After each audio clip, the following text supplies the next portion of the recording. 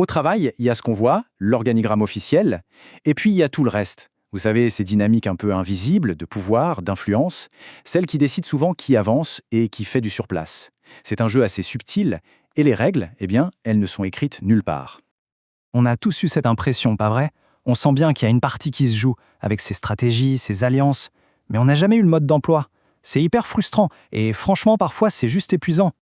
Mais la bonne nouvelle, c'est que ce n'est pas juste une impression. Non, ce phénomène a un nom, une structure et des mécanismes qu'on peut décoder. Alors, c'est exactement ce qu'on va faire, on va mettre un peu de lumière sur ce qui se passe vraiment en coulisses.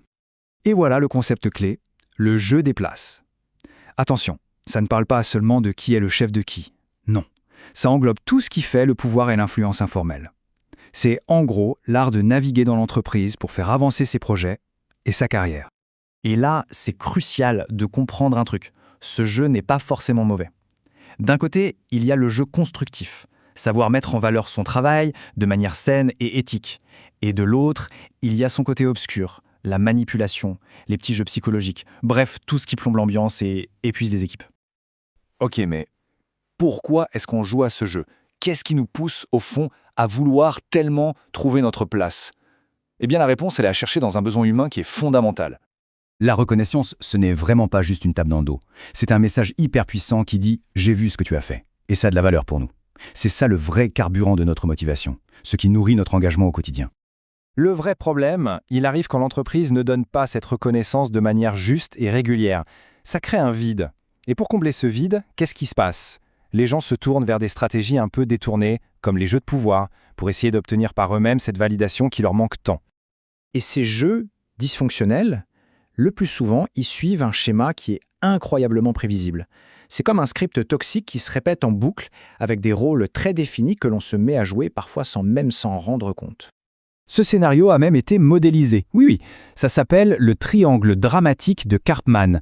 C'est un outil super puissant qui vient de l'analyse transactionnelle et qui nous aide à comprendre pourquoi certaines relations au bureau tournent en rond et nous vident de notre énergie.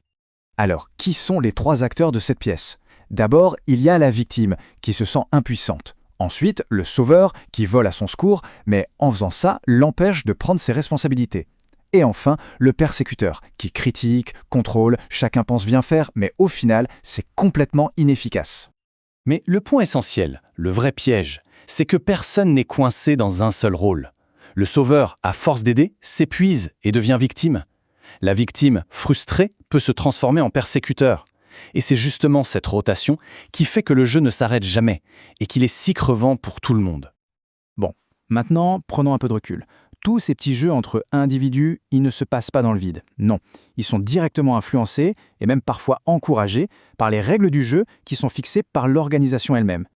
Pour distribuer le statut et la reconnaissance, il y a en gros deux grandes logiques.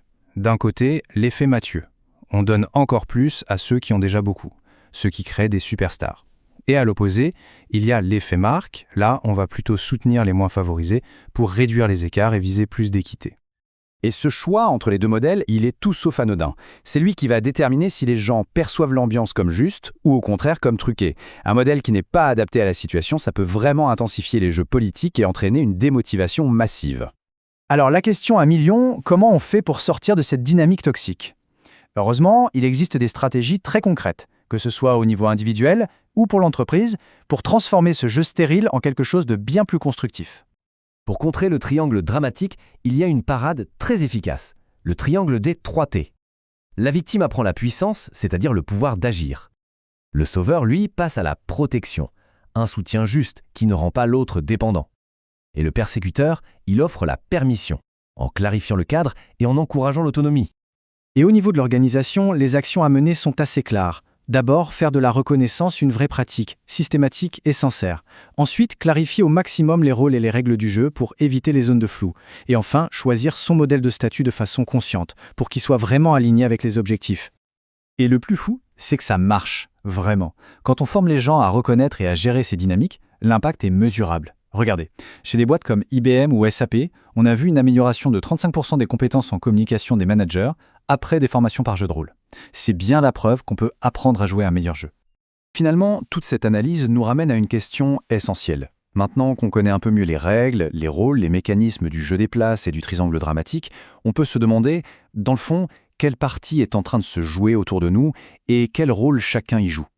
La prise de conscience, c'est vraiment la toute première étape pour pouvoir changer le script.